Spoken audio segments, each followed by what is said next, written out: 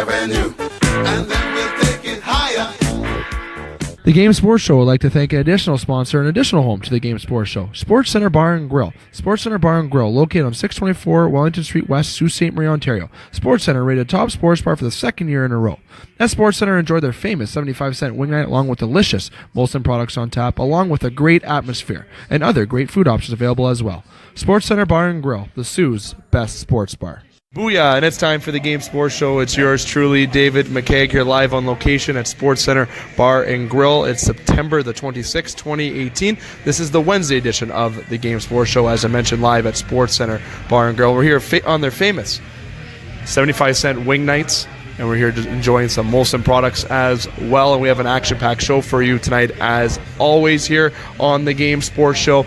I have a big panel here tonight, as always, here on the Wednesday show. Dustin Grondin, Matt Premo, Jamie Antonello, and Justin Hykel will be joining me in just a few moments. Just going to get through the usual introduction portion here of the show. You're listening to the Game Sports Show on thegamesportshow.podbean.com and or on the website www.thegamesportshow.com. And if you are watching on the site, don't hesitate to veer over to check out our previous episodes and check out our merchandise and the About tab as well. Navigate around the website for your enjoyment. And the t-shirts, I must mention, $25 with the proceeds going towards Northern Quitters in Need and Big Brother Big Sister. And since we're here at Sportscenter Bar and Grill for the Wednesday edition of the show, must give a shout out to Mike LePan winning the Detroit Lions tickets giveaway for the Miller Tap Room for the Sunday game day draws, where he won 4 tickets, where he will be going to Detroit to watch the Lions play against the Green Bay Packers. The next draw will be on October the 16th for the Week 8 giveaway, when the Lions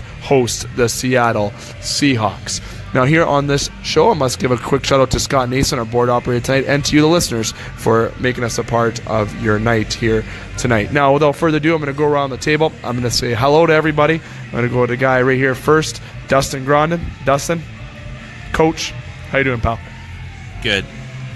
I like that. Straight, simple, to the point. Minimal words. I like that. See if you can keep that up all night. Giants fan, Coach, good guy. He'll be a foe in hockey against me this year as well. A little fun little fact. Matt Premo, how are you, pal?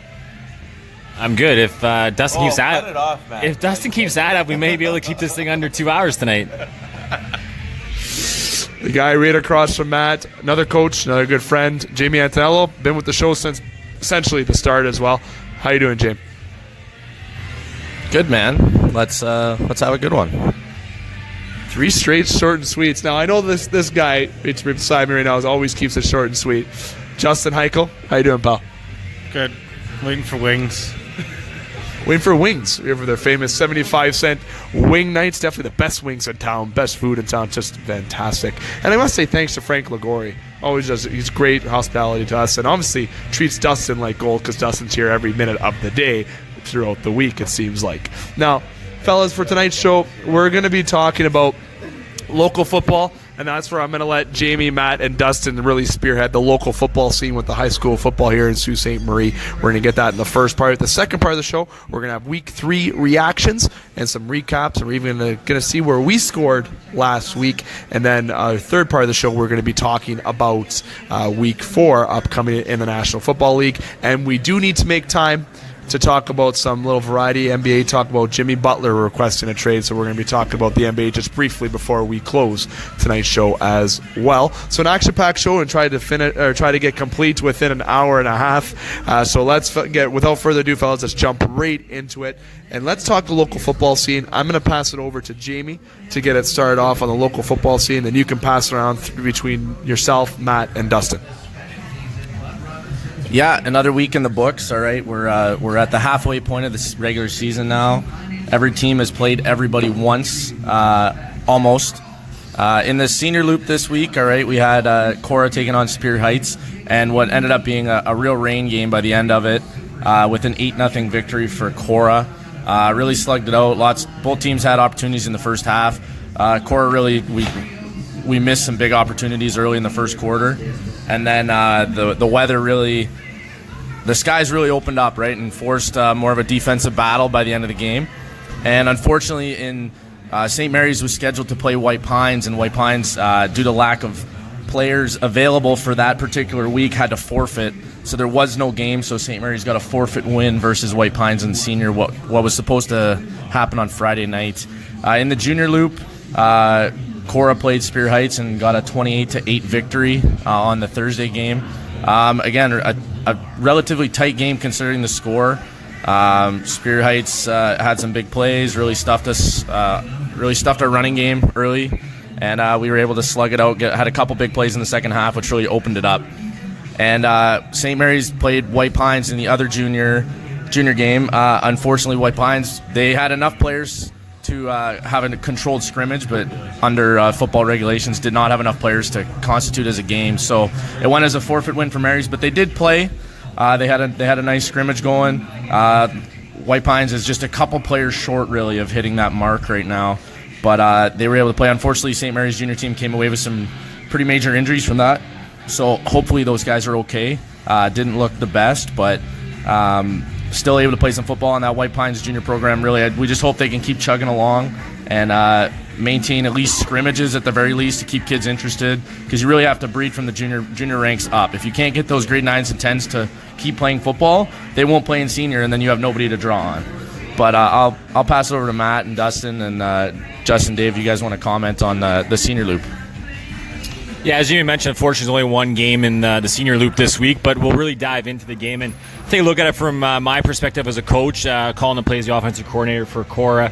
We were able to get on the board early. Had a quick strike to Noah Graisley, and that was kind of before the rain really started to come down. For the most part, happy with the offense, other than the fact that we weren't able to convert some points when we were deep down in the Spear Heights territory. We had a couple chances to come away with points. It came away empty-handed, unfortunately. But the rain obviously was a huge factor in limiting the passing game, and obviously now 3-down football in the Sault Ste. Marie senior loop, it makes things a little more difficult with the weather. We moved the ball fairly well on the ground. We were able to almost 180 yards rushing on the ground between Gervaisi, Bowen Oliver, and our quarterback, Jordan Robinson Wright. We were able to put up some nice yards. Like I said, just couldn't cap off drives, which was really something we're going to want to improve on going forward. So, Spear Heights defensively had some key guys that played really well. Joe Rosso had a big game, as well as Nick Hussein. They did a fairly good job keeping our offense in check. On our defense side of the ball, obviously anytime you pitch a shout, your defense is doing a good job. Obviously they were playing on the same weather conditions we were, so it was difficult for them to move the ball.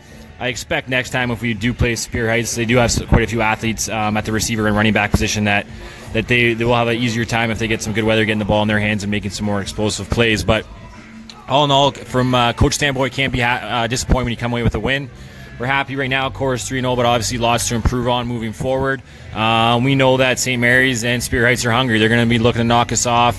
Obviously, we want to look to repeat, and when you're at the top, everyone's looking to knock you down. So looking forward to a good second half of the season, competing against St. Mary's and Spear Heights. We know it's going to be a battle the next two games, fighting for playoff positioning. This will be huge. With uncertainty of White Pines right now, whether they're going to have a team moving forward, getting that first place could be huge. A potential bye during the playoffs, straight to the final. So, all in all, happy with the 3-0 start. Got to keep improving, though. I'm not done yet. Still a long way to go. Dustin, do you want to add anything? Your comments from the Senior Loop game on last Thursday? I wasn't there. He wasn't there. I got a question. I actually got a question for Dustin. Apparently, you stood in the cold today. How do you feel right now? For practice. I feel all right. You not feel any fluidness right now? Feel what? Flu. Any flu coming on? I don't think so.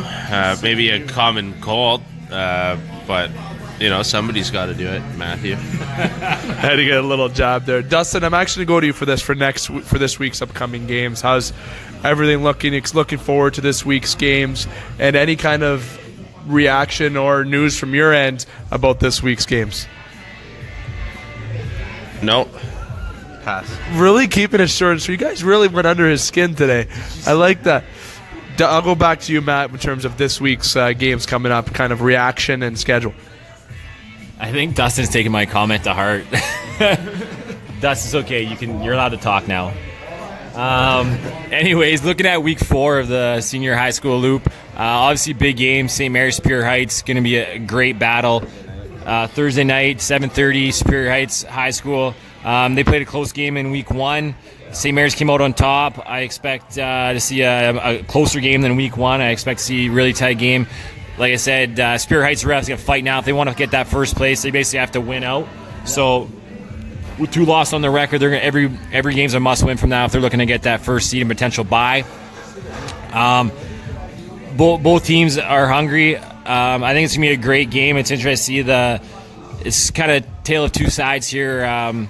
St. Mary's, their line is part of their dominant part of their team, whereas the skill position is the dominant part of Superior Heights. So really see how this game pans out. Could be interesting, and obviously depending on the weather may determine how the gameplay goes, but looking forward to it. Core White Pines is the other game scheduled. As of now, the game is scheduled for Friday at 7:30. I know White Pines had to forfeit their game last week, but hopefully they're able to have enough players this week, and we can get a game in and get a good game going with White Pines, and potentially get some of our players that don't get as much time into the game, get some reps. It'll be good, and hopefully White Pines can keep building and keep their season alive for the rest of the season. I'd hate to see them have to fold at this point in the season. The junior loop, I'll throw it to Jamie. Same matchups in the junior loop. Pretty similar. I expect the St. Mary's and Spear Heights going to be close. White Pines and Cora probably not as close, but what are your thoughts? Yeah, that's it exactly. So on Thursday, right, Spear Heights and St. Mary's are playing at 4:45 in the junior matchup, and St. Mary's won a really close game in week 1, 8-7. So those teams are very evenly matched. I'm looking for Superior Heights to really come out, and hopefully they got a big line. Hopefully they can start to control the line of scrimmage a little bit. A bunch of those guys played Sabercats in the summer, so that helps, right? The more football you play, especially at that level, right, you're improving. It's all about reps. So I'm looking forward to seeing what the score of that game is on Thursday. And then Friday, we're kind of in the same boat. We're not really sure. White Pines Junior last week, as I said, played a controlled scrimmage. Basically, they didn't have enough players to meet the guidelines to play a game safely.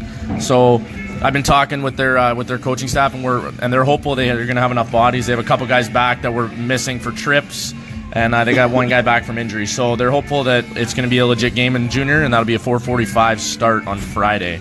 But should be another good week, right? We're hopeful, right? We're ramping down, right? There's only a couple weeks left in the season.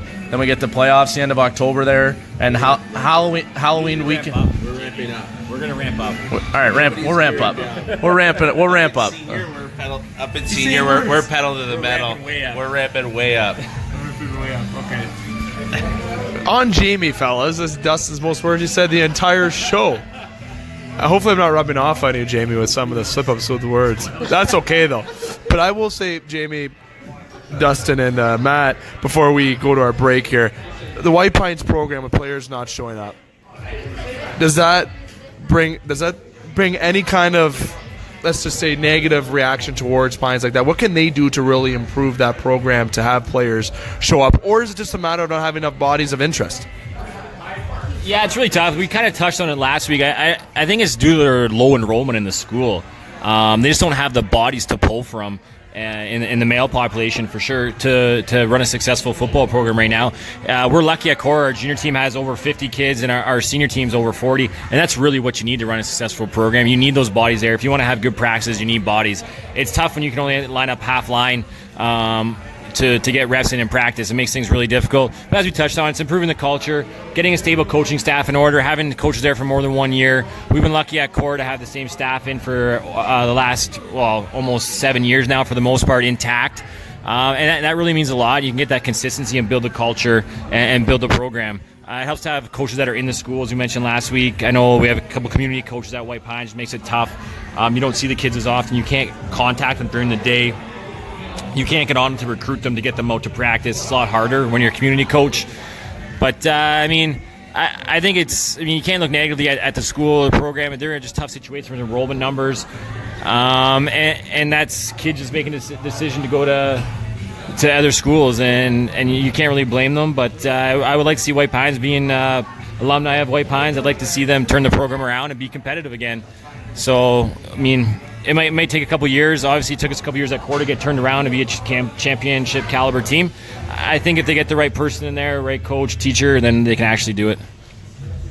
Yeah, and sometimes all it takes is getting a good group of grade 9s coming in or grade 10s that want to play a bunch of sports, and are willing to go together, right? Like, Matt, you had that for example. Like, you guys struggled in some of your sports, right? I know football, you had some junior success, never really matched that up in senior. But there was a group of like five to six of you guys that played a bunch of sports and stuck together and really kept that program going. So that's kind of what they're looking for, right? Yeah, exactly. That's what you need, a solid core nucleus to come in grade 9 and really stick it out and stick it out together, and then recruit other people and have a little bit of success, and success breeds more success because you get guys to jump on and buy in. I was lucky enough to, my 5 best friends, we played every sport, basketball, hockey, football, and we were able to see some success, and then you fill in the rest of the gaps there, right? Who's to say it can't happen, right? It's just you get an influx of grade 9 talent, and you build a core, and then you surround them with some good athletes, and you build from there. But I definitely think it's doable. Hopefully, see their enrollment increase, population in the school increase would be a big deal. Obviously, the more kids in the school, the more students you have to draw from, the better chance you're going to be successful. And then the next part's getting building the culture and getting the right coaching staff in place. Dustin, wow, I'm losing my voice there. Dustin, any final thoughts on that topic before we go to break? Sure. As you, Matt, and Jamie know, I played on a team at Cora that, had all of 18 guys play for him, right? And we can't even line up an offense versus a defense at practice. And if that's the kind of commitment you have from the guys playing, everyone on the outside looking in, even though we had a ton of people and a ton of good athletes, no one wanted to be a part of that because they feel like they're going out to a half-assed cause, essentially, right? So it's about commitment from the core guys and then getting commitment from those fringe players. And what made Cora so successful, I think, is that the guys like Tom Annett are supporting and pushing the football program, but not pushing it as in it's forced upon kids, but they have an Instagram account and they have it in the school, right? And it's supported all around, and it starts with the kids wanting to do it, but it's also fed by the adults and the coaches and the teachers buying in too, right? Even if it's teachers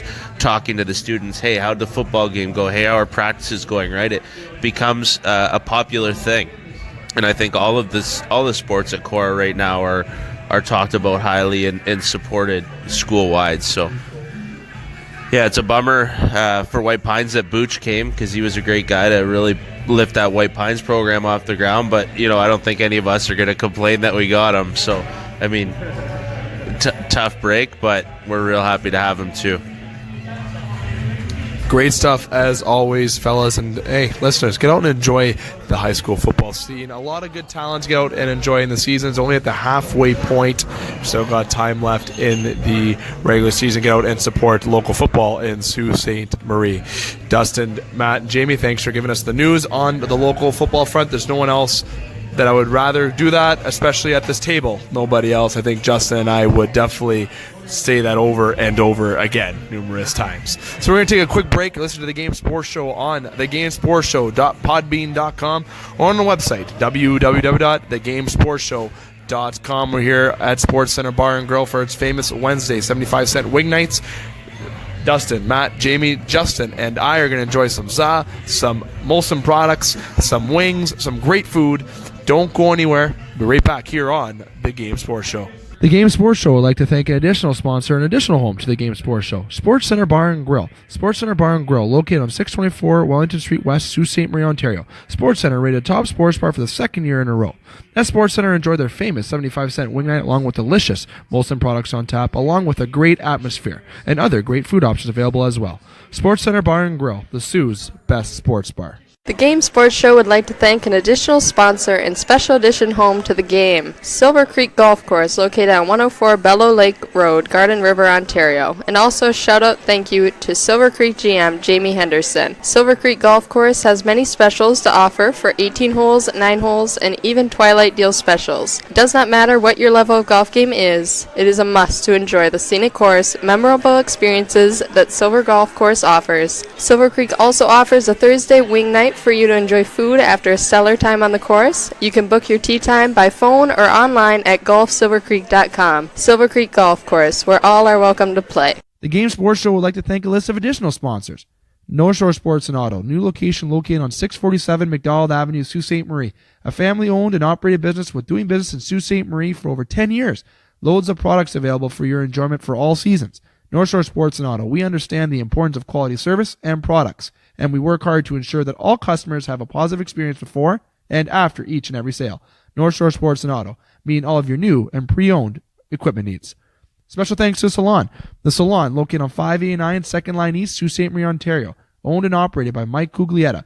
Book your appointment today at 705-941-9191 or via online at https://thesalonsioux.as.me-. The Salon, making the Sioux beautiful, one haircut at a time. As well as a shout out to the Superior Pro Shop. The Superior Pro Shop, located inside the Community First Credit Union Superior Arena on 285 Northern Avenue East, Sault Ste. Marie, Ontario. Owned and operated by Jeremy Paquin and ran by Larry Monroe. Superior Pro Shop, for over 40 years, meet all of your skate sharpening, skate repair, and hockey needs. Also to Discover the Canvas. Discover the Canvas, located on 317 Wellington Street West, Sault Ste. Marie, Ontario. A beautiful new renovated building owned and operated by expert artist and Sioux native Katrina Thibodeau. Katrina taking her talents of the ink in Sault Ste. Marie and truly creating the best and most realistic art locally. Call Katrina today at 705-450-8099 or email her at discoverthecanvas@gmail.com to book your tattoo or consultation today. Hi, I'm Brendan Brooks, professional hockey player. You're listening to the Game Sports Show. Welcome back to the Game Sports Show. Yours truly, David McCaig, alongside Dustin Grondin, Matt Premo, Jamie Antonello, and Justin Hykel live at Sportscenter Bar and Grill, where the atmosphere is picking up to get a little louder and louder. And, of course, we're here Wednesday for its famous 75-cent wing night here for the SportsCenter edition of the Game Sports Show. Now, fellas, we just talked about local football. Before we jump into the professional football with our continued year-round in the pocket segment, we just had a funny little conversation that we just found out today that the government will not be increasing minimum wage to $15 an hour. Primo, you brought up a funny story where you used to make $6.45 an hour. You're dating yourself. I know. Why Six, would you bring, and I'm bringing this up because you used to get $300 checks and you used to think you're absolutely loaded.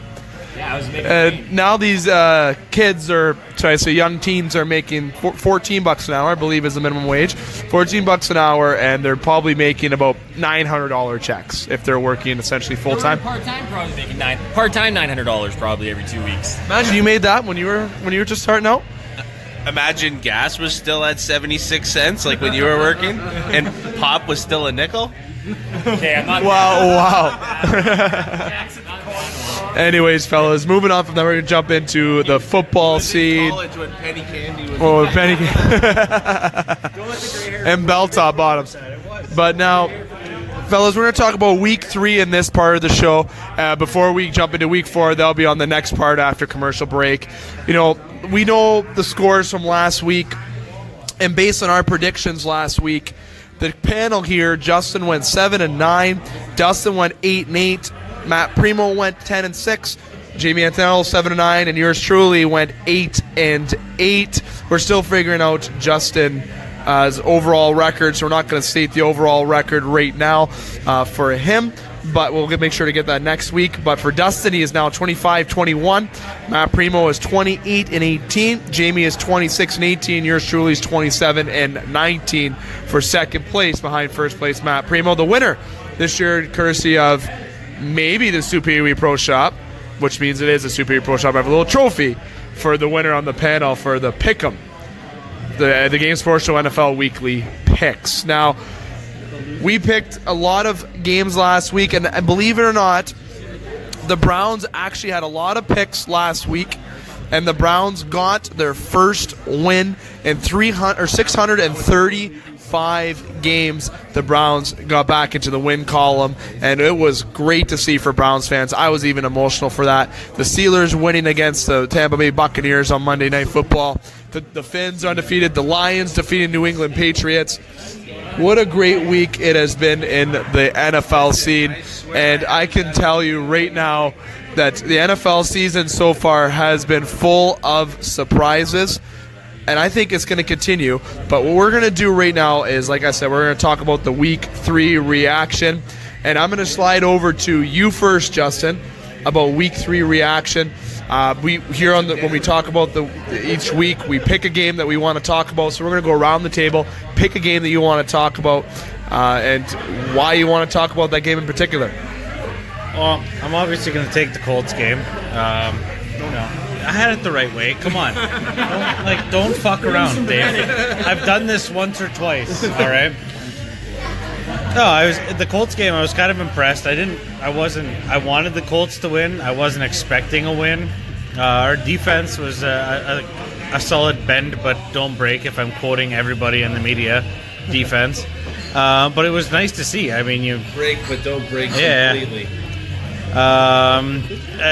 The part that killed us is in the fourth quarter when the Eagles were just able to chew up the entire clock with their third string running backs. Which, and at the end of the game where they threw Jacoby in there to throw the ball, instead of luck, was a little on his arm strength. But all in all, there was a lot of positives to take out of the game. I mean, I think we're a lot closer to being a playoff team than most people give us credit for. That's it. And Carson Wentz looked all right coming back. And he didn't look really hampered by that knee injury whatsoever. The Colts, Justin, maybe have a little bit of life in them. We all know the Browns have a little bit of life in them, playing some good Baker Mayfield, baby. I know Dustin's going to agree with that. But, Jamie, I'll go over to you in terms of a game that you want to discuss and some recap. Yeah, I've been looking through, and I'm kind of counting on Dustin to go over the New Orleans game. So You can take it. No, I'm going to pick the New England-Detroit game. Boy, Michigan listeners, we'll take some time. All right, did I steal yours? Pick a new game? I figured you were going to talk Giants, Preem. Sorry. I mean, that's a big game. I mean, clearly Matt Patricia, right? He knows the scouting report on New England, and that's literally, if you look at the recipe to beat Tom Brady in the past, keep the ball in his hands.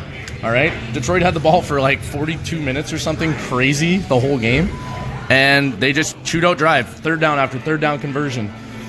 Prater, if you had Prater in fantasy, you were excited. All right, he kicked 4 field goals. All right, they dominated. They just kept moving the chains. Didn't put a ton of points in the end zone. Didn't score a ton of touchdowns, but Stafford was steady.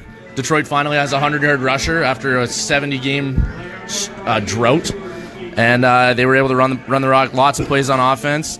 And I mean, I don't think it's panic mode in New England. Being 1-2 isn't a great spot, especially when the Dolphins are 3-0 in the division. And coming to town, that's the matchup this week. So I'm kind of curious to see. Obviously, they're going to rebound. All right, it's New England. But I mean, I'm curious to see how Detroit springs forward now. Was it a one-off where Patricia just had that much inside knowledge, or are they going to be able to build from this? But anybody else want to take that?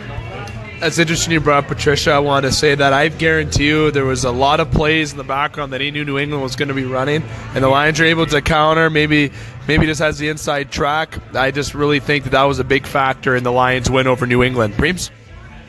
Yeah, I think Patricia knew that the key to success is keeping Tom Brady off the field. Detroit had their first 100-yard rusher in about 20 years, I think. So, yeah, that helped, and by being able to run the Reggie Bush. But yeah, Reggie Bush was the last one before, and it was like 2009 or something. It was crazy. It's crazy. Bush was on our team in 2009. It was crazy. It was crazy. But yeah, I mean, they kept Tom Brady off the field, ran the ball. You know what I mean?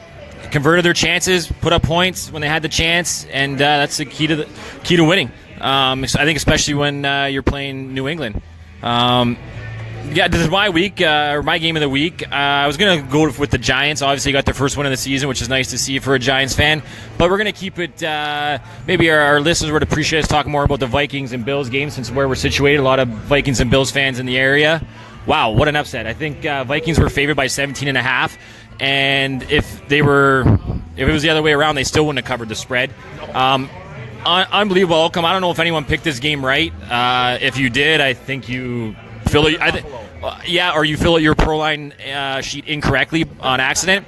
That's the only way you got that game right. I don't know where Minnesota was. I don't know if this was a game that they just looked by because they have the big matchup on Thursday night with St. Louis, LA Rams. I don't know if it was a game that just looked over. Buffalo figured they'd get the win, but that's what happens in the NFL. If you don't prepare, if you look past a team, you're going to lose no matter how many points you're favored by. These guys are professionals. Josh Allen gets his first NFL win. Nice to see he had a couple athletic plays.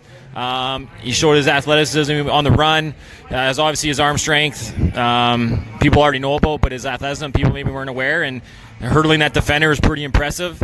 Let's see if So it'll be interesting to see the follow-up of this week for both teams. How Buffalo follows up their first win of the season, if they can get another one, and how Minnesota bounces back. I mean, I picked Minnesota to be the top team in the NFC North there.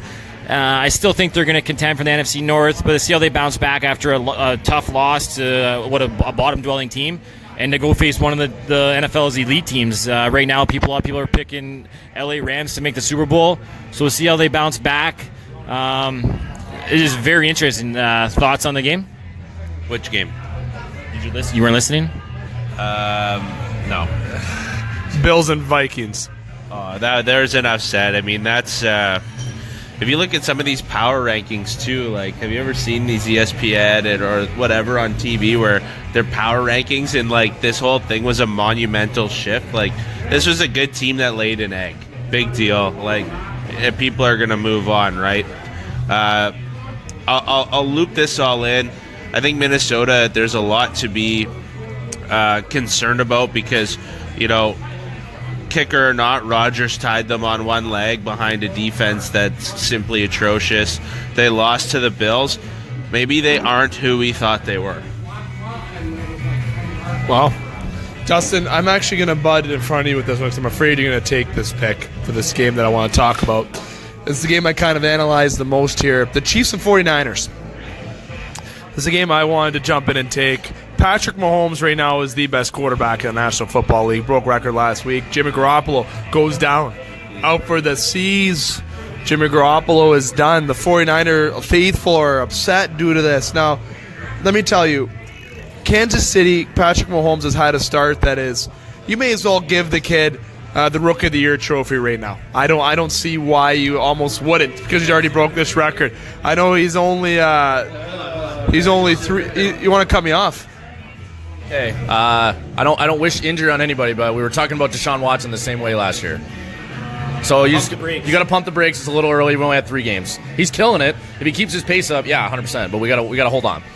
I don't remember Deshaun Watson breaking records though in his first year. But anyway, the Kansas City Chiefs.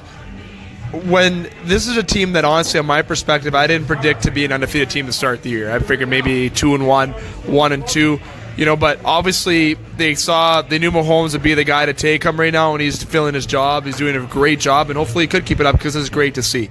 And this has been a week of young quarterback supremacy. You got Baker Mayfield as well, who had a great come right off the bench. I don't know how he didn't start at the beginning of the year for the Browns in the first place, to be totally honest with you. Maybe you guys are being coaches can give that more of an analysis side of that. But Mahomes looking great.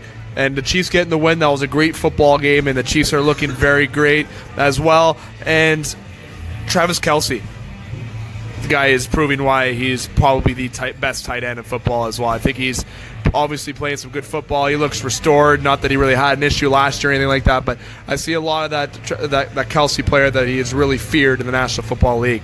Now, last thing I said, just to close off with the Browns, the Baker Mayfield, how he didn't start the season.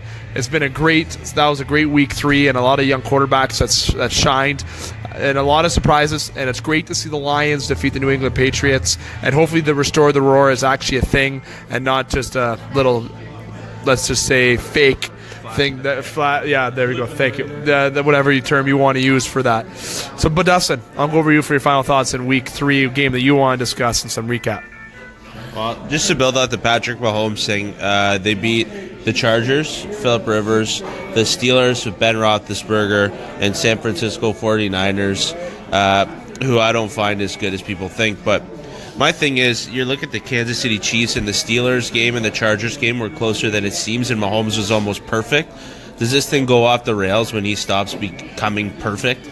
Right? There's some football games where you got to win dirty or win ugly, and I don't think the Chiefs have a defense to do that, right? 28 by the Chargers, 27 by San Francisco, 37 by the Steelers, right?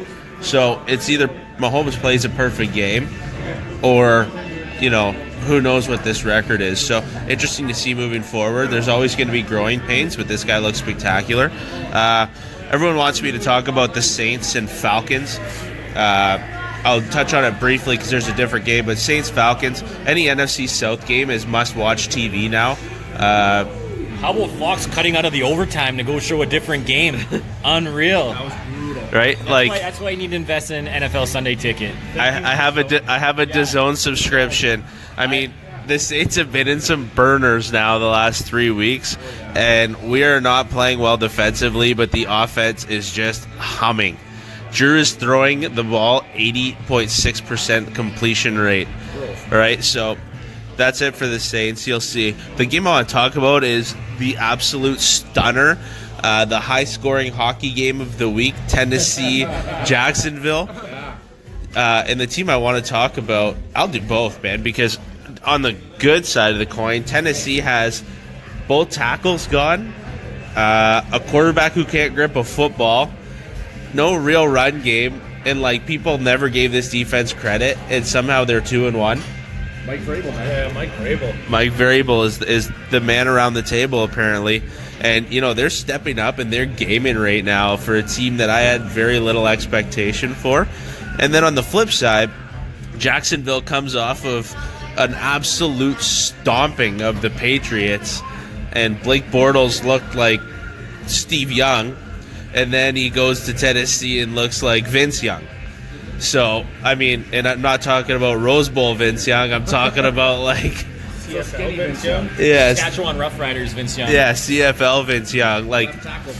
For a team that has Super Bowl aspirations, this seems inexcusable to me to lay an egg of this. They started Blaine Gabbert. What's going on? What's going on here? Is this just another Minnesota Buffalo game, or am I missing something here? Yeah, two parts to that. I know you started off talking about Mike Vrabel there. We were lucky enough to see him speak at the Ohio State coaching clinic. He impressed me. A lot of his things he talked about building team culture very impressed me. So it would be surprised me to get that team back to the playoffs again this year. I mean, they're on the right track. I don't think they're one of the top teams in the NFL, but I wouldn't be surprised me to see them make it to the playoffs. Wild card? Yeah, I think so. That would where they would fit in, but we'll see what the season prevails. I mean, it's still early. I think week 3 was in the NFL was everything you thought you didn't know was week 3. So we'll see how things pan out. Everyone, likes to jump out have quick reactions to the early start of the season. I mean, the Patriots, they're perennial slow starters. They turn things around usually. They're going to get Edelman back and potentially Josh Gordon, so they could turn things around. Their defense looks slow and bad. Yeah, their defense. They're going to have to get some more team speed defense. We'll see. I think they're still going to turn around. But yeah, I mean, the Jags. I think they're still one of the top teams in the AFC. That's not a game they should lose, though. They got to be divisional game. Those are always tough to judge. Divisional games. More open division now. Yeah, for sure. But I think they're our one of the top teams in the AFC. So I think just maybe hold tight and see what goes on here in the next couple of weeks and see where teams start slotting themselves in the playoff picture. But it's still early. Teams are feeling things out.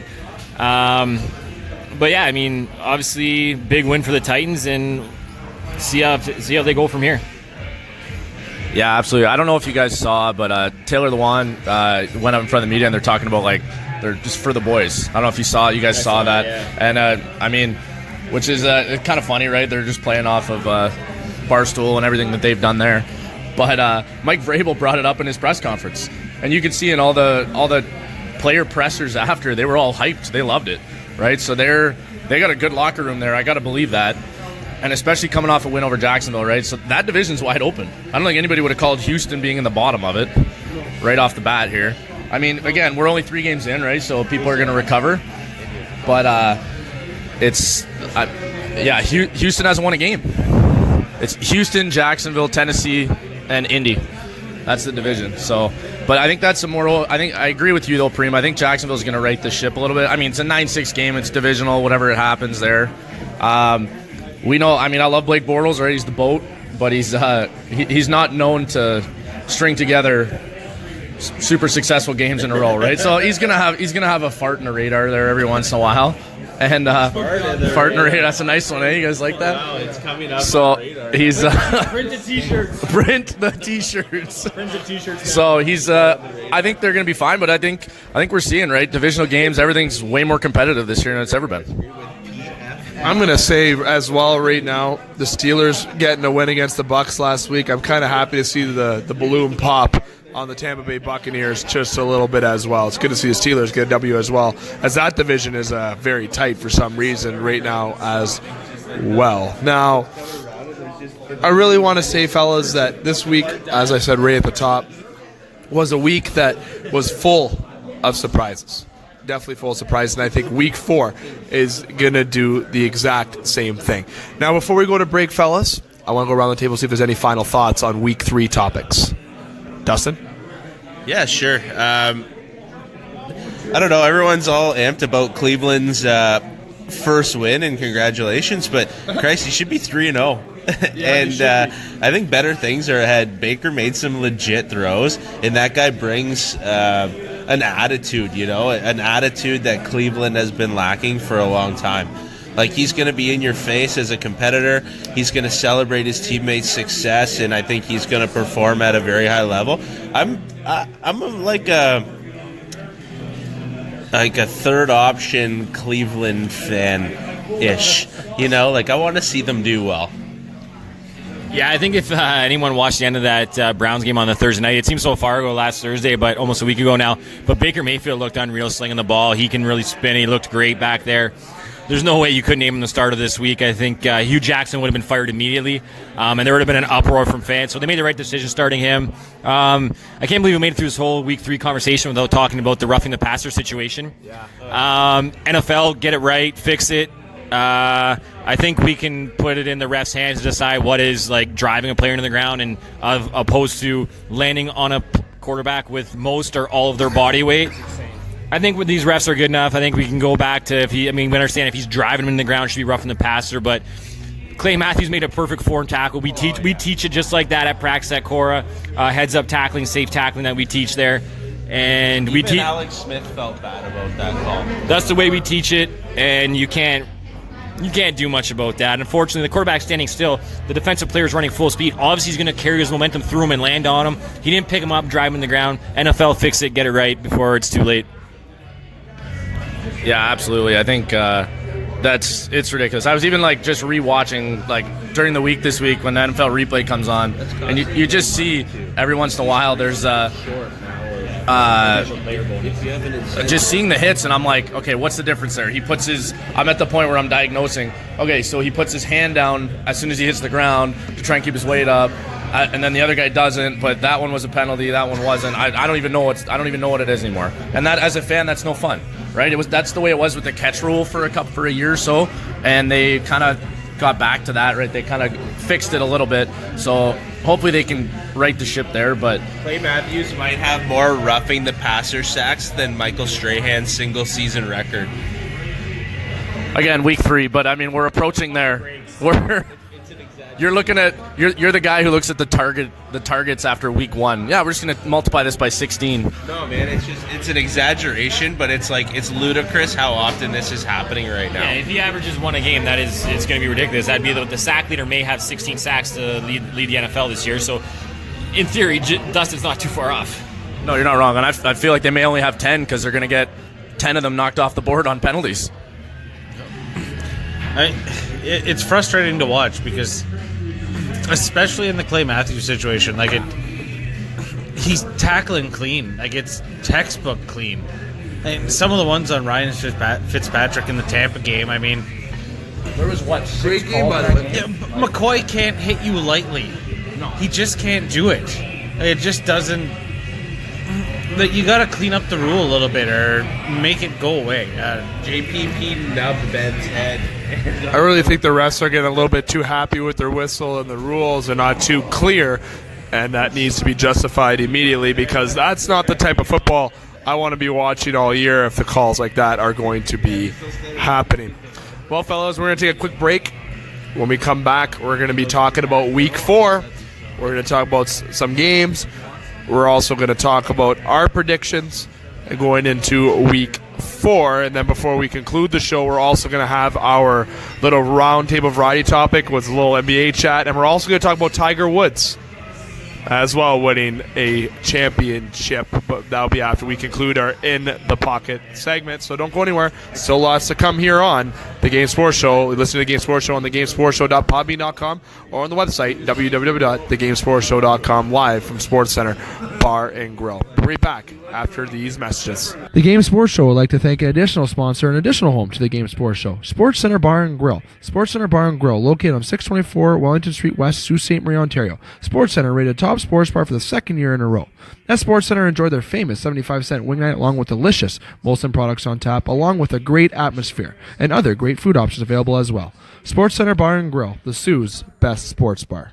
Get Wicked Catering from the crew at the Wicked Sister. We like to think of ourselves as foodies. While our favorite foods are paired with a beer tasting at the Wicked Sister, you can now have the same creative menu for your next catered business luncheon, family get-together, wedding, or holiday party. Our white truffle risotto appeals to your gluten-free and vegetarian guests. Add sautéed shrimp or freshly grilled chicken for a pop of protein. Or let us build you a custom menu to suit your needs. From plated events of 15 to buffets for 200, the Wicked Sister will cater your event with tapas, snacks, cravables, or a full sit-down dinner. The Wicked Sister, where you'll be treated like family, whether you like it or not.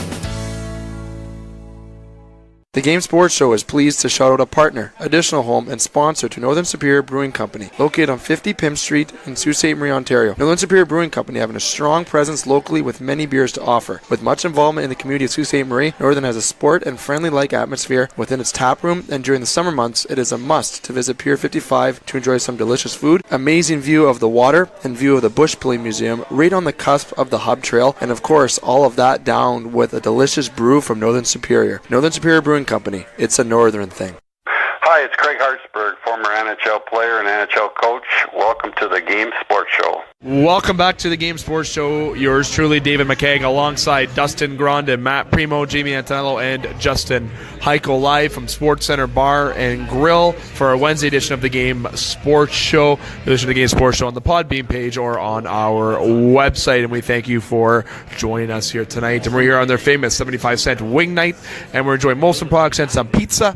And also make sure you're a part of Sunday game day draws. We have a chance to win 4 tickets on behalf of the Miller Lite Tap Room at Ford Field. Week 8 giveaway will be on October 16th as the Lions host the Seahawks. And again, congratulations to Mike LePan on winning the recent giveaway for the Miller Lite Tap Room on behalf of Molson Canadian. You can look at SportsCenter's Facebook page as well, like their Facebook page, and you can also see a picture of Dustin Grondin giving the prize to Mike LePan, the famous smile of Dustin Grondin. Give that a comment and like as you wish. Now, fellas, we're continuing our In the Pocket segment. We're going to talk about Week 4 right now, and we're going to talk about the games that are occurring this week. I'm going to list off a game. We're going to go around the table, starting with Dustin, all the way back to end with me. You're going to pick the winner of that game, short and sweet, and we're going to tally the totals going into next week as we continue our quest to win, one of us to win, Game Sports Show weekly picks for the NFL game. So we're just going to jump right into it right now and start with the Thursday nighter, which is between the Minnesota Vikings and the Los Angeles Rams. Now, Dustin, start us off with the predictions. Rams. I've been going back and forth on this one. Week 3, if you were a touchdown or more favorite, you lost. So I think I'm going to stick with that trend, and I got the Vikings on the road. Yeah, I mean, I've been back and forth on this a couple times. I'm just taking a shot, and I'm going to go Minnesota as well. I'm taking the Rams. Break the tie. I am gonna go with the Rams. I gotta go with. I actually like what Premo said earlier in the last part of the show, on the part 2 about the Rams being Super Bowl favorites. But I'm saying right now I'm a big fan of what Los Angeles Rams are bringing on the field. Moving on, the next game, the Lions and Cowboys. I'm excited for these picks. Dustin. Lions. I picked the Cowboys last week to win. They lost. I'm going to stick with that trend and pick the Cowboys to win, and hopefully they lose. Lions listeners, you like that one? Yeah, I'm gonna go with the Lions on this one. I'm taking the Lions. Nice little round, big favors for the Lions. Lions got the big win last week against the Patriots. and it is going to be the same thing this week in my prediction. So I'm going with the Detroit Lions. Restore the roar in Detroit. Bengals, Falcons. Dustin, Bengals, Falcons. Screw Atlanta, but they're probably going to win. So, Falcons. Yeah, I'm riding with the Falcons here at home against the Bengals. The Bengals don't have me convinced that they're the real deal quite yet. The Falcons look good on offense. They're putting up a lot of points. They're dynamic. I got the Falcons at home. Yeah, it's hard for me to go against that. I mean, since he's kind of surprised a little bit at the start of the year, but I think I'm still going to stick with Atlanta. I'm taking the Bengals pass rush. So, yeah, the Bengals. Money moves. Some good picks by Justin. You got the Rams, Lions, and Bengals. I'm interested in your picks right now, to be totally honest. Okay, well, right. I like that. Little giggles at the table. Always like that. I'm going to say that I'm going to go with the Falcons. Not only because Cincinnati's in the same division as Pittsburgh, but just because they're in the same division as Pittsburgh. Next game, Philadelphia Eagles and the Tennessee Titans. Dustin. Once is warmed up, I'm going Philly. Yeah, I have a feeling that there's going to be a consensus on this one. I think Philly's going to start getting it going. I got the Eagles. I don't know, man. I'm going to go against it. I mean, I like Philly. I think they've been in tight games. I think Tennessee's going to keep rolling for the boys. Titans. Philly. I like that he just says Philly. And you know what? I'll jump on that train as well. I got the Eagles winning that one. Now, Carson Wentz back, that is definitely a big reason to why to that. But next game, Bears, Buccaneers. I'm very excited about this game. This is my game of the week pick. This is honestly my game of the week pick. Dustin.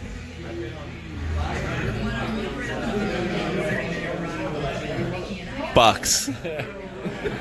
Didn't know where you were going there. No. Bold statement. This is going to be the Bucks passing game versus the pass rush of the Chicago Bears. I think if anyone watched the game tape, you got to send A-gap pressure at Fitzmagic right now. Make him uncomfortable in the pocket. I think if they send the Bears send A-gap pressure, you got Khalil coming off the edge. It'll be a long night for Fitzmagic, and he comes back down to earth, and the Bears get a win. Yeah, I'm going to go with the Bears here. I think with Jameis back, and I don't know, I think Fitzmagic's got a lot of confidence right now, and I think they're going to be ready to go after the loss to Pittsburgh. But I think that's just going to cause enough controversy there, enough humming in the locker room that I think the Bears are going to come out in this one. Fitz has to win the game to keep his job going into the bye week. So I'm going to go with the Bears, Khalil Mack and the Bears. Moving on, the Packers and Bills. Do we have an agreement on one team on this? Or do we not? Okay, we might not. Dustin, go. Seriously? Packers. Yeah, the Bills were flash in the pan. Packers. I want to, but the Packers. Wow, I was wrong on predicting. I thought it was going to be a different split at the table, but yes, I'm going to go with the Packers as well. Jacksonville Jaguars and the Jets. Dustin. Jags. Yeah, the Jays get it back on track this week, facing a rookie quarterback. That's one of the best defenses in the league. They're going to come out with the win. Like I said earlier, Blake never puts together back-to-back great games, but he came off a shitty one, so he's going to have a good one. Jacksonville. He does put together back-to-back crap games. Yes. So I'm going to take the Jets. Oh, there it is. Love it. Like that. Pays off for him. The New England Patriots or Dolphins. Dustin. Pats. Wow, who would have thought the Dolphins would be at the top of the division and the Pats be at the bottom? Yeah, I got the Pats here too. Yeah, division games you never know, but being in New England and they're 1-2 backed against the wall, I think this is the turnaround point, New England. The Dolphins always deal the Patriots one soul-crushing loss a season. With the Patriots, with their record the way it is right now, and the Dolphins holding down the division lead, I think this is the one. Whoa, Dolphins? Yeah, I want you to Just say Dolphins. Dolphins.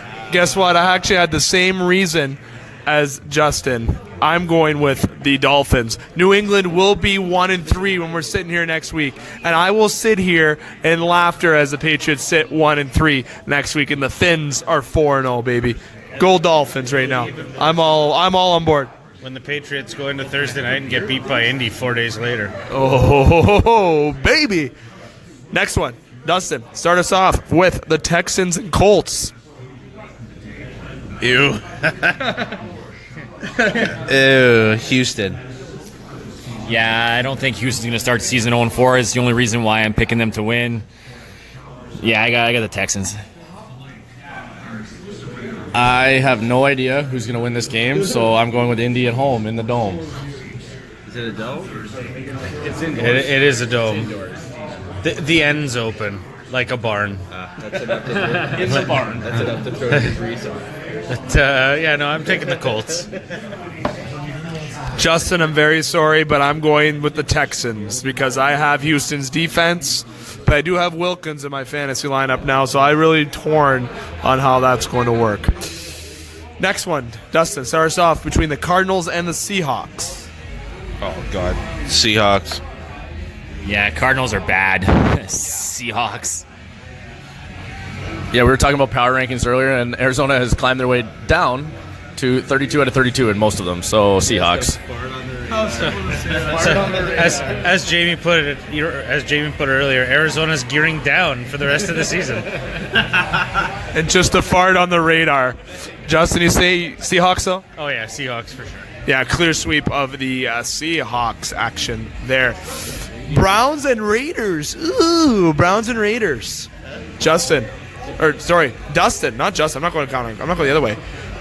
Dustin starts off for the Browns and Raiders. The Raiders are favorites to win this game, according to Yahoo. That's stupid. Give me the Big Show. Give me the Browns. Here we go. Yeah, I'm on the Browns bandwagon. Baker Mayfield. I like what he put up. Yeah. One too many Coors products here. Oh, don't say that. But no, yeah, I'm on the Baker Mayfield bandwagon as well, and I like what he put out there last week. I'd like to see him do it again. Browns. Yeah, I'm going to go with Cleveland as well. I think. No. Hold on. Justin's up. Oh, I'm taking the Browns. Woohoo! Cleveland with a clear sweep. That is the first time in history of probably any damn fucking panel that the Browns are clearing a sweep.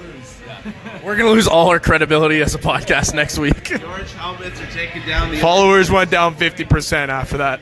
I was just picking them based on more beer fridges opening closer to my house. Oh, I like that. New Orleans Saints and the New York Giants. I almost even want to pass the mic over to Dustin, but it's part of the show. And if he picks the Giants, I'd be surprised. But, spoiler alert, Dustin. There's literally zero chance. I think last time they played, Eli threw 6 touchdowns, Drew threw 7. So get used to it, Primo. Statistic, only 2 quarterbacks in league history have thrown for 5 touchdowns and over 400 yards and lost. And both of them were to Drew Brees. One's Eli, and last week was Matt Ryan. So, Primo, enjoy this Sunday, getting a shellacking, but it'll probably be close. I mean, we just brought it up off the mic here. They're playing outside. A light breeze can affect Drew Brees. Knock that off. I hope the Giants can repeat what they did last week. Eli Manning was 25 for 29 there, 2 touchdowns, looked sharp. If the O-line can keep him standing upright, I think he can dissect the New Orleans defense. But the Giants defense has to show up to play because obviously Drew Brees is one of the best quarterbacks in the NFL, and he can put up points of all time according to Dustin. But how many Super Bowls?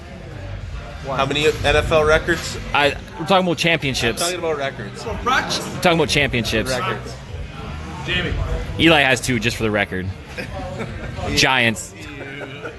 Yeah, I'm not going to add more because it's already been talked about. Saints. Drew was 39 for 40. I don't know. I'm taking the Giants. The Saints it's been too close the last couple weeks. Yeah, but we're winning. Yeah, but if the Giants can control the clock and keep Brees on the sidelines, keep them cold. What can the Giants control? Tell me that. They got a run game. Eli, man. We're about to see. He's leading New York after contact. Jordan. So you're going Giants.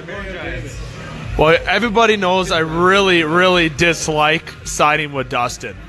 So I'm not starting today. I'm going with the Giants. I'm saying right now the Giants didn't let me down last week. They didn't let me down. Yeah, they didn't let me down last week, so I almost forgot there. I'm going to say the Giants will walk away with the victory against Drew Brees. And should we throw a friendly bet that Eli throws more touchdowns than Drew Brees next week? No.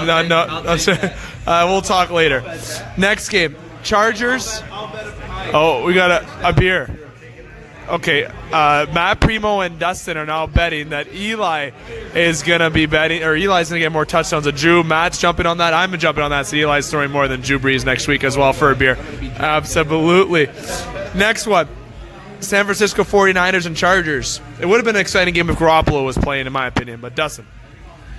You know what? The Chargers find a way to lose all the time, but not this week. Phillip Rivers is legit. I'm going to be happy to see the guy win for once. Also, the Niners lost like Richard Sherman, Jerick McKinnon, Jimmy Garoppolo, all those linebackers that were super good that just quit like 3 years ago. They're fans. So, I mean, merda. Yeah, I think the spread on this one went up by about 5 points when Jimmy G was diagnosed with the ACL tear. It's really hard with a backup quarterback coming in for the Niners to pick them, so I got Phillip Rivers and the Chargers. Yeah, Chargers all day here, I think. Phillip Rivers wears bolo ties. I won't pick against that. I'm taking the Chargers. Okay. Question. I like that. Starting for the Niners at quarterback? But who is starting for the Niners? I was about to ask that. Oh, CJ who? CJ Beathard. I thought you said CJ McCarnan. I was like, who's that? But you know what? Moving on.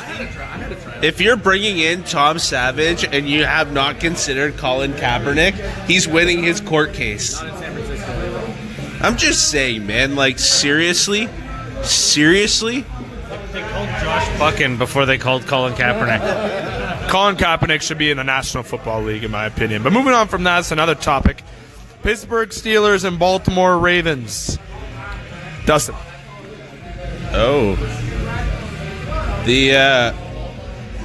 Really one of the ultimate grudge matches.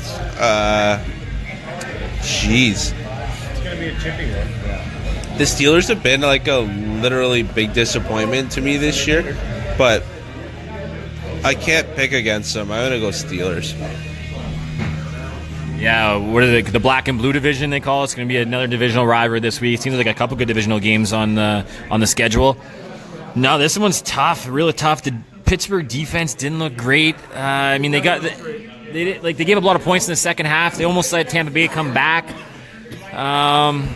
Can Joe Flacco be elite and pull off a win on the road in Pittsburgh? No. I don't think so. I don't like putting my money on that, so I'm going to take the Steelers at home.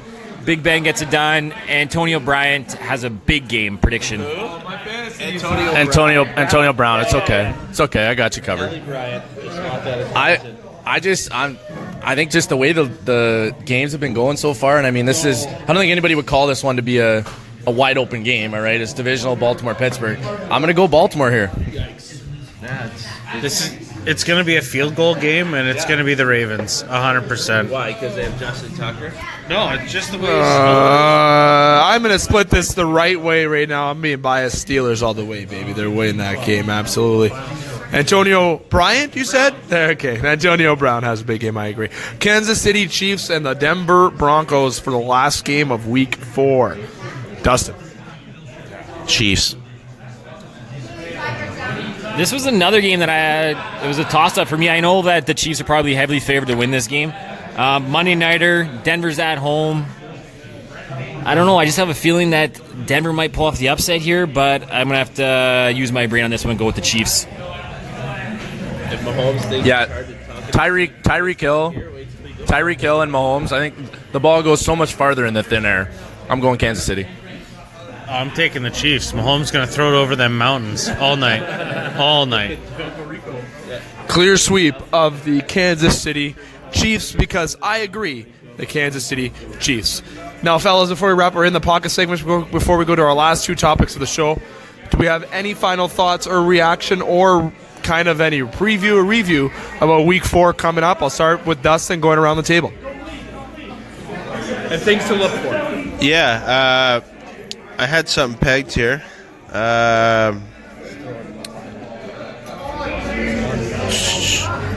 Sorry, Tampa Bay, Chicago. I know Dave talked about it, but this is interesting to me on multiple fronts. One, Tampa Bay's come out to a super hot start. Chicago, on film or live action, looks really, really good. Maybe the record is not what it should be, but this is a big game between teams that have been playing really well, and I think I know I picked Tampa Bay, but I do have a feeling that they're going to send this Tampa Bay team crashing back to reality and stirring, like you said, that Winston pot. And I really don't think that the Bucs are a better team with Winston under center. Turnover prone, distraction, and they were never good with him. Nothing really changed. So I think this is a really pivotal game, and if Tampa loses, it kind of resets the NFC South picture yet again with all those teams being super tight with the exception of Atlanta, and Atlanta's going to be there at the end of the day anyways, so big game in that division there. And Chicago, I think, has a legitimate chance to win the NFC North this year with everything else going on, so also a massive game for them. So early in the season, but very pivotal in my mind. Yeah, it'll be interesting to see what happens with the Patriots this week. Obviously 1-2, not where they imagine they'd be at this point. They do have Josh Gordon. I'll be interested to see if he plays this week. I expect him to be in the lineup. They missed that deep threat. It's really been obviously that they've been missing that in their offense. So it'll be interesting to see what happens to them. Based on a couple predictions on this panel, they may drop to 1-3. That'd be very interesting to see how New England they've been in a similar situation the last couple of years, slow starts, but I don't know if this year's the same. I don't know if they can bounce back from that type of... with a loss in the division to a team that'll be 4-0 at that point. Yeah, I don't think it's quite the same Patriots team we've seen in the past, so it'll be interesting to see what happens. I'm just curious, any front runners for the trophy? Any names that have come in? Do we have any names yet? What trophy? For the record, for our Pick'em. The Pick'em champion. Oh, we don't have... No, we don't. It's have early, names. Matt. You know what? I went with Fart in the radar yet. I went with the Pick'em. The Pick'em picks. There's no. Dustin had a name last week. What was it? You guys can't make fun of me anymore. No, the Pick'em picks. I had actually don't know. Listeners haven't really sent in a lot of names. We're waiting for that first. But Dustin did have an interesting name last week. I don't remember what it was, but it could be Champions Choices. I don't mind that. We got to get some listener participation here. Since I'm sitting at the top of the rankings at this point, I'm kind of curious. I want to know what's going to be called. Just like the Dolphins are sitting at the top of the rankings, too. Also, I don't know if anyone saw this week on social media, there was punishment for a fantasy football league where the last place finisher in this fantasy football league had to run a marathon without training. The pictures were hilarious. I think we should come up with a punishment for the worst record. I like that. But I did say last week, one thing I remember, that the person that we pick for the trophy name, their name would be put on the trophy. For example, John Smith.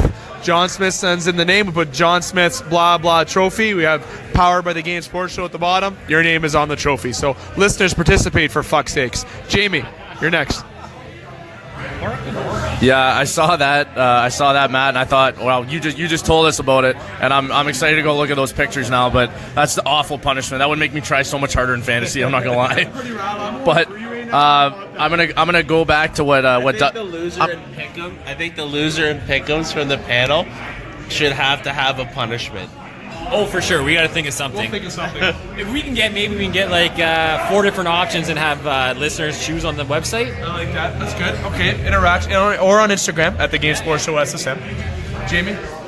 Yeah, absolutely. No, that was great. I'm gonna go back to what Dustin brought up in the Tampa Bay Chicago game. I've been on the Chicago bandwagon since they hired Matt Nagy. I think he's awesome. I think coming from Kansas City, right? He's got the weapons there, and it's just gonna take some time for them to fill it out. And then obviously signing Khalil Mack, right? And with Minnesota losing all that stuff, I think it's a curious game. I think it's with Chicago being at home, and then Matt, you were talking about the Patriot game, right? Whether or not Josh Gordon gets in. I mean, I think he adds in. Julian Edelman still has to sit one more game, correct? So without him for one more game, I would be kind of surprised if they didn't insert him in the lineup, even just for a handful of plays, right? Take a couple shots to him. He's that good. He was that good for Cleveland before they cut him, right? He was clearly in good shape. He's kept in good shape. He's just got all that mental stuff going on and off the field. But I'm curious to see how those two games and those two scenarios work out. And I'm going to be paying a little bit of attention to the Green Bay-Buffalo game just because I want to see if the Bills are how they perform again. I really do honestly think that Green Bay is a fair opponent for them this week. If they took down Minnesota last week, Green Bay, is a reasonable opponent for them. And if Clay Matthews is going to keep getting those roughing the passer calls, Buffalo gets a free touchdown at least. I don't know. I think that one's worth paying attention to for at least 5-10 minutes. I'm obviously going to watch the Colts game, but yeah, I was curious. I wonder if the whole Vontae Davis retiring at halftime kind of brought that locker room together and kind of united the team and made them more focused for that game against the Vikings. So it'll be interesting to see what they do after that game. I know we talked about it earlier, but really interesting to see what the Bills do. I'll just say the two games that I got my eye on besides obviously the Steelers-Ravens game, which I'm always excited for a divisional battle between those two teams. The Lions and Cowboys. I want to see how the teams are, how the Lions are going to respond after that win, and the Cowboys if they can try to get on track. The Vikings, though, I got my eye on that based on that loss to the Bills. That's a devastating loss last week, but I think they're in a tough match against the Rams, and that's definitely a game, though, I think it's going to be very exciting and right down to the wire. So, fellas, that's going to wrap up the In the Pocket segment of the show. Dustin Grahn and Matt Premo, Jimmy Antonello, Justin Hykel, Dave McCaig here live at Sportscenter Bar and Grill. I'm jumping right in to the last two topics that we're going to be talking about. And those two topics are going to be one in the NBA, the other one in golf. Now, usually on the Thursday show we talk about golf, but I know tomorrow, based on the coverage that we have with hockey and a little bit of baseball chat, that we will not be talking about golf tomorrow. So we're going to talk about it here tonight. And the reason why we're going to be talking about golf is Tiger Woods.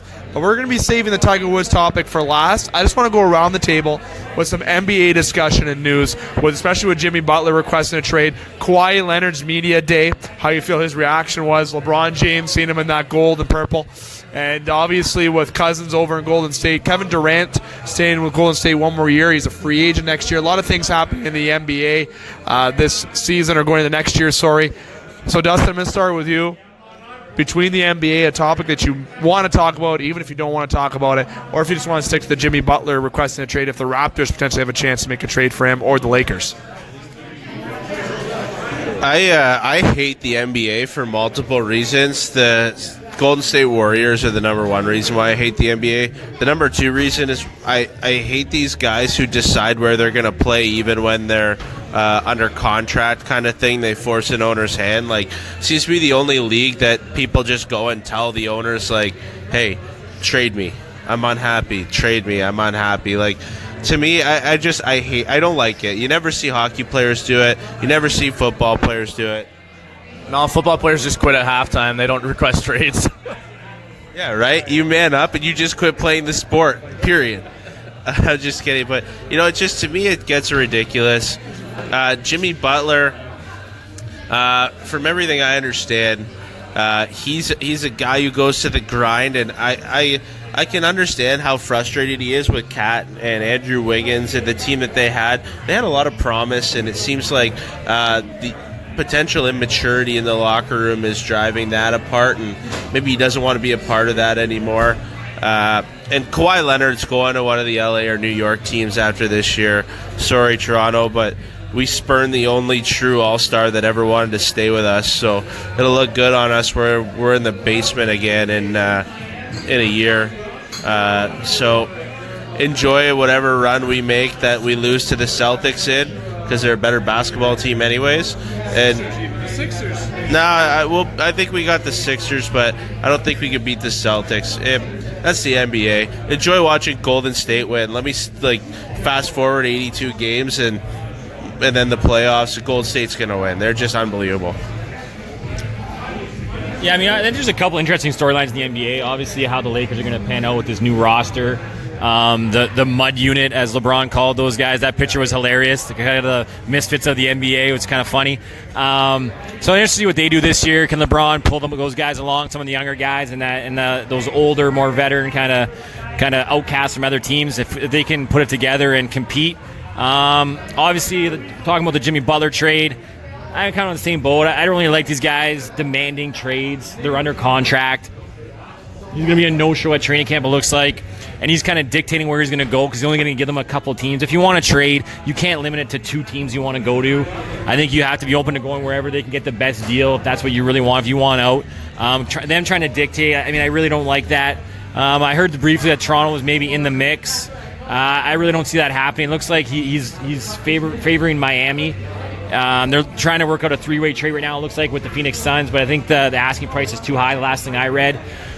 So, I mean, I don't really like it. Yeah, the Golden State's going to be dominant again. I think they even got better adding Boogie. See how his injury pans out, see if he's healthy. But, I mean, they just got better. It's going to be tough to beat them. Like Dust said, we're going to flash forward to the end of the season. They're going to be there. I think Boston's going to be there in the East if everyone stays healthy. Last year they ran into potentially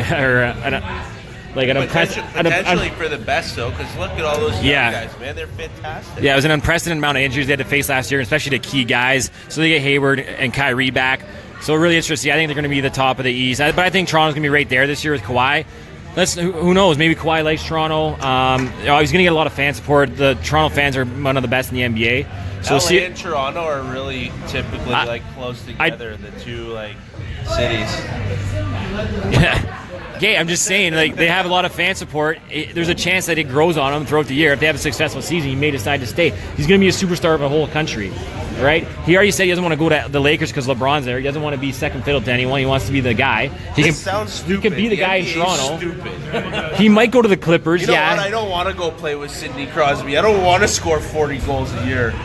Stupid.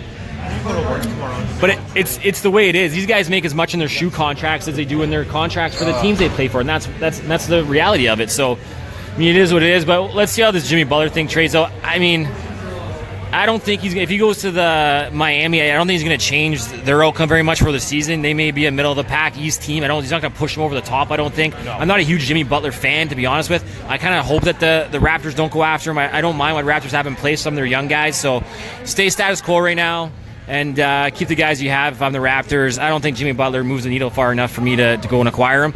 So we'll see a couple storylines I'm looking forward to see, but we'll see what happens. Skipping Jamie. I don't have a lot to add as far as basketball goes, but I'm going to go into work tomorrow and demand a trade, see where it gets me. Let's try that in regular world stuff and see how that goes. To be continued next week. Jamie, got final thoughts with that before we go to our last topic of the night? Yeah, I definitely need updates from how that goes with Justin. But, yeah, I mean, it's kind of just the culture that we're living in, right? And us as coaches, too, and, even not being a coach, you'll notice it. It's just people are more and more, I don't know, you just feel entitled almost, want to just trade, want to go to the best team, don't want to work for it, right? And it kind of goes back to what we're talking about local football, right? White Pines is trying to build up that program again. You need to grind for a while. It's going to take time. And you're seeing kids coming out of grade 8, right? They want to go to the high school for sports. And I mean, it's not like it used to be, right? You just went where you lived. Now kids are going wherever. But I think we could talk about Kawhi's laugh more than anything, no? How funny was that? I mean, if he keeps laughing, maybe he stays. I don't think he does, but I just thought it was hilarious. Raptors fans have to get the face of realization right now that him being there beyond this year is pretty unlikely. But like Dustin said a few weeks ago, and like Premo just alluded to, you have to sell him that he's going to be a face of a country, not opposed to being a face or a multiple-headed monster of a franchise. I must say. He's the face of it. Yeah, and he's definitely the face of the Raptors right now. And if he stays in and be successful and he grows with these young guys, maybe they have a chance to get to the finals. But, fellas, I will say right now with the Jimmy Butler deal, him going to Toronto makes absolutely zero sense to me. To be honest, him going to Miami is a good fit, but I kind of have a feeling that the Lakers are going to squeeze themselves in there somehow. I want to go with my gut with that. I feel like the Lakers are going to get involved somehow and make a trade. I'm probably wrong, but again, instinct goes with that. Now, moving on. And you're probably right. They're not going to give up Kuzma for him. No. Dustin, we're going to go to our last topic here on the Game Sports Show tonight. Tiger Woods, bringing a little bit of golf. Tiger Woods gets a W, gets a championship.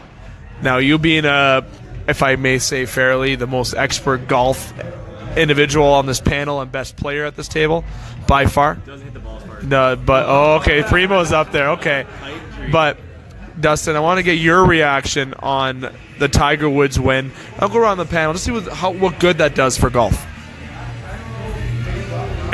Tiger is golf. I don't know how else to say it, man.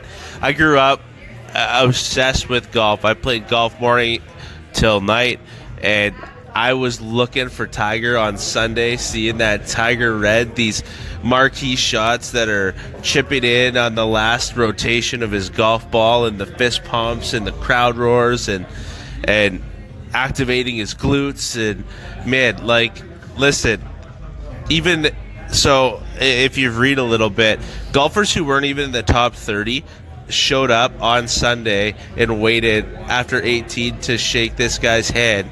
And essentially, one of them said, like, listen, Tiger made our paychecks. All these new golfers, the Rickies, the Rorys, the Dustin Johnsons, all of these guys, man, like, they're phenomenal athletes, but golf wasn't cool, man. Golf was not cool. When you're growing up, you want to be a hockey player, a football player. Golf was like guys who were like too in shape to be curlers, but like, you know, no offense, man, but honestly, and now golf, you got like Brooks Koepka, who could play middle linebacker for the Pittsburgh Steelers, right? Like, golf is a thing. And all of this happened because Tiger existed. There was greatness personified in a guy, and I've loved him my whole life, and I understand why people hate him, right? All of his choices, people frown upon, his demeanor, but we've just seen the greatest redemption story in all of sports, man. Like, this guy got arrested for a Dewey like 12 months ago, right? Like, couldn't swing a golf club. Prescription drugs. Prescription drugs, whatever, man. But this guy couldn't swing a golf club, and so many people, including myself, looked and go, like, listen, I played golf. I've lost a lot of game, and I don't know how to get it back. And I'm like, wow. Like, this guy's broken, and he doesn't remember how to win because he's so shook. Part of golf is knowing you're the best, and it's so mental. And then he came close, and then he came close, and you could think about the British Open, right? And you're turning your TV on, and you're absolutely glued to it because Tiger might win this golf tournament. And he was in another major, and you're glued to it because Tiger might win this golf tournament. Then you come around, and he just dominates the last. And he almost wins. He almost won the golf year. He almost won the FedEx Cup. He was almost the best golfer this year, points-wise. But, like, honestly, I shed a tear watching Tiger and hearing Tiger's voice crack and seeing that emotion. Everyone knows what this meant to Tiger. And now that people see him as a human being, he may have more fans than he used to have, which is unbelievable. The only other better athlete ever, in my opinion, is Serena Williams. No, Serena Williams. Okay, we're not going into the whole pregnancy thing. No. It has nothing. It's just dominance at your sport, and now Tiger may be able to show some absolute brilliance, and no one could dock the field anymore because the field is stacked. And when you win in these fields, and if you can start to win consistently, like, that's a whole new level, and I'm excited for next year for Tiger Woods and for golf. Like, this is good for all of us. Yeah, I think the ratings speak for themselves. The ratings were up over 200% from the Tour Championship last year. So, as Dustin mentioned, Tiger brings viewers and brings a lot of money, sponsorship money, television right money. He brings it all. He makes that tour go. When he's competing and in it and contending for championships, the golf is fun to watch, and it brings a lot of people. That scene with him walking down 18, with all the fans sprinting and running up there to get a small look at him. Rory's still trying to hit. And I've never seen anything like that in golf before. It was awesome to see. Like, it gave me goosebumps watching it. Watching him on Saturday afternoon, the front nine was one of the most impressive pieces of golf I've ever seen. He had six birdies in 9 holes. He was absolutely lighting up. Every approach shot was knocking within 10 feet. His putter was magic. He wasn't missing anything. Back to the old putter. Oh, yeah. He grabbed the old putter out of the shed and put it to use. And I think that putter's won him 13 major championships or something like that. Oh, something silly. And then I saw a quote from Phil Mickelson this week. They're golfing in the Ryder Cup together. Said Tiger swing looks the best he's ever seen in his entire life, which hopefully you can keep that going. Keep this momentum he built up at the end of the year going into the major championship series next year. Love to see him compete for a Masters again next spring at Augusta. It'd be awesome to see. But I couldn't be happier. I was glued to my TV all day on Sunday. Football was on, but I was glued to the golf. I was flipping just to check scores, but I was more interested in Tiger win the Tour Championship. It's probably a good thing that $10 million bet isn't going to come out of Phil's bank account on Thanksgiving. Yeah, I think I think Tiger's gonna have to spot him a couple. Yeah, like when me and you golf, I gotta spot you a couple. Shots fired. Yeah, I 100% had my Sunday red on, right, cheering on Tiger. I was pumped. Anytime he's anywhere close, it's better for golf. It is. It straight up is. And Dustin, you brought it up, man. Golf wasn't really that cool before, and now it's. And he brought up and showing emotion in golf wasn't a thing before Tiger. I don't really remember a whole lot of guys that were at the top of their game, right, that really showed it. Now you have tons of golfers. I mean, whether good or bad sometimes, you overreact every once in a while. Nobody's going full Happy Gilmore on the course, but it's you get fired up, other than Dustin. But you get fired up to see it, man. It's fantastic. It's breeding. And even he brought up curling. Curling now, you're seeing those athletes, right, way in more shape. It's a different animal. Like our local Team Jacobs, right? How in shape are those guys, right? So golf, it's elevating the sport, and that scene on 18 was unbelievable. I've never been more excited watching golf on my TV, and I just want to know how much fun that plane ride must have been for the ride heading to the Ryder Cup. Justin, no reaction or congratulations to Tiger Woods finally getting back in the W or the championship, or what?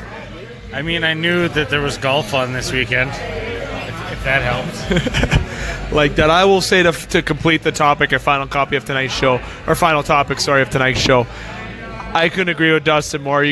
That's why you love sport, that emotion that you feel for what Tiger had to go through and get in and get that W and win that championship. It comes so close the last couple championships and finally get that win. Definitely great to see. True athlete and has battled a lot of mental sides of the sport. I will state quick random topics. Conor McGregor versus Khabib. Definitely a fight you definitely want to check out and keep an eye on as that gets going. And speaking of that fight, you have to make sure that you watch the new Creed 2 trailer. Just a random thing I want to shoot out there. Creed 2 trailer looking fantastic. That movie's going to be fantastic as well. So, fellas, that's going to do it for tonight's show here at Sportscenter Bar and Grill for a Wednesday edition of the Game Sports Show. We're here for the 75-cent wing nights. Make sure you come on for the Sunday football, with the Sunday game day draws. You have a chance to win 4 tickets to the Lions. Again, congratulations to Mike LePan winning last week's draw for the Lions and Packers on Week 5. The Week 8 giveaway draw will be on the 16th, as those tickets will be given away for the Lions as they host the Seattle Seahawks. Now, before I go around the table to say goodbye and thank you to everybody, going to get through thanking our sponsors first. Before I want to thank Scott Nason, our board operator tonight. I want to thank the beautiful Alicia White for her great service as always here at SportsCenter Bar and Grill, Frank Ligori and the SportsCenter team, and of course to you, the listeners.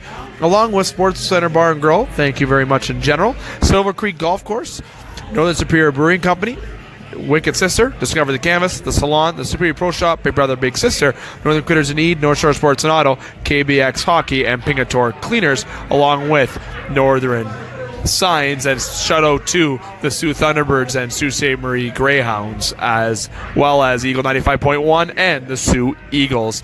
For all the sponsors and partnerships we have on the show, wouldn't be possible for as far as the show has become without all of us who are involved together in the show. Now, I'm going to go around the table here and say that to Dustin, to Matt, to Jamie, to Justin, thank you for coming by. Dustin, thanks for coming on by tonight. Oh, yeah, no problem, dude. You're a part of the team. I expect you to be here. Head of the year off. Matt, thanks for coming by, buddy. Go Colts. And Saints. Jamie Antonello, thanks for coming on by, pal. Yeah, man. Happy as always. Looking forward to next week. Justin, thanks for coming by tonight, and we'll see you tomorrow night. No problem, pal. I'll be there. And we will be here actually next week. Dustin, Matt, Jamie, and Justin and myself, obviously, to talk about our usual In the Pocket segment along with a variety of sports as well.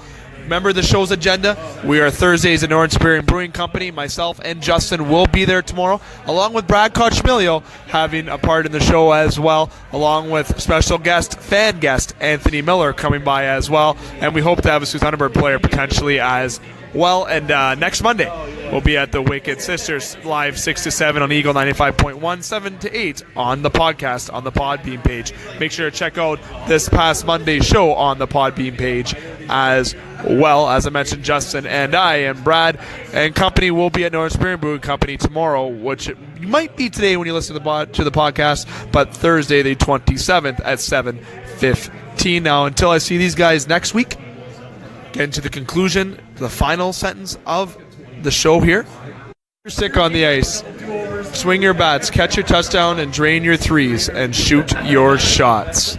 Boo-yah.